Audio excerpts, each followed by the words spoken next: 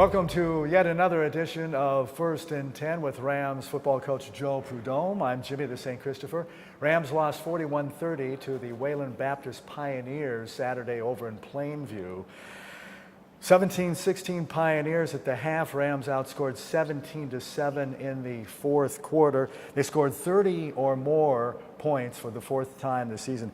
Coach, how much did the Pioneers' 570 yards, 34 first downs, and then the 36-plus minutes of time of possession wear down the Rams' defense? It wore us down. I mean, in the fourth quarter, you could see it. We didn't tackle as well. We did pretty well through the first three quarters, and then it just we had some penalties that kept drives alive, and just missed a few tackles, missed a few assignments, just didn't execute like we needed to in the fourth quarter.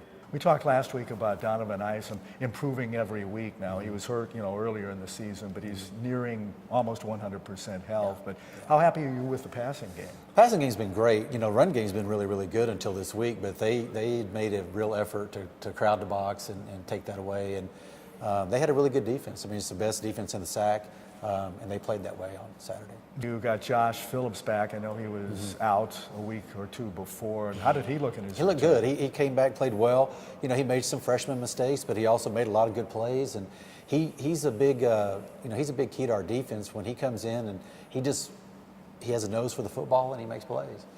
With Coach Joe Prud'homme on First and 10 on ramsports.net.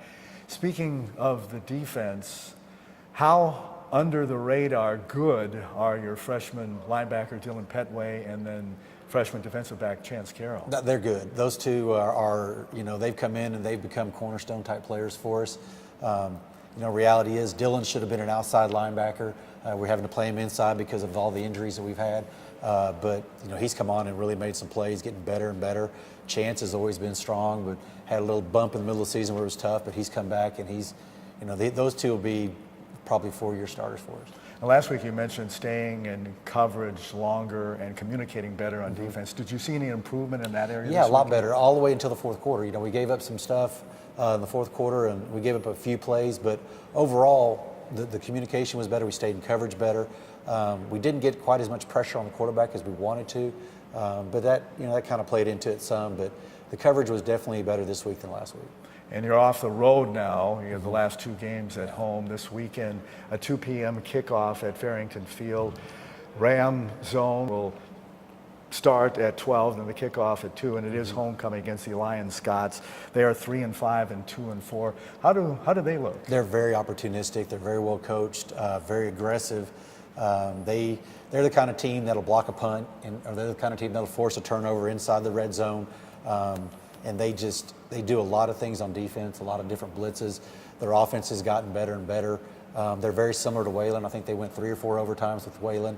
But they're just so, like I said, just opportunistic. You look up and there's a play here, play there, and they capitalize and boom, they score. And I think that coach has come in there and done a great job with them and turned them around in a big way. And they lost in overtime to ACU, and they upset Sagu. Now, do you go back and look at those tapes and then the Wesleyan, the 4 overtime tapes? You look at all of them. You look at everything. You're trying to figure out tendencies. You're trying to, get your game plan together, and you just don't want to leave any stone unturned, so we look at everything we can. They got beat by Langston on the 20th, so they had their bye this past weekend. How tougher is a team coming off a bye? We came off the bye and were worse, and I don't know why, but we didn't come off the bye as well as we wanted to. It really took us 2 games to get back into a rhythm, but we needed it because of all the injuries. So it's kind of you don't know how it's going to turn out. A lot of times you come off the bye, you're more rested, you're more prepared, or you may be a little rusty. You're not in the same rhythm you were in, and it takes a little time to catch back up. So I'm hoping that they get a little rusty, but you never know how that's going to play. It goes either way, really. And football coaches, and you yourself included, always talk of the 3 phases of football: offense, defense, and special teams too. They have a heck of a special teams guy. He's won the SAC Special Teams Player of the Week award twice this year, Ignacio Gomez, not only kicking and punting, but is he one of the best in the conference? Yeah, he might be the best. I mean, he can flat out boom it. He's got a great leg. He's very accurate. He's a weapon for them, and they do a good job of using the field position. He flips the field. He pins people.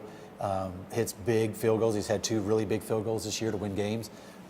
And they have a very dangerous return man too, So their special teams will be probably the best we've faced.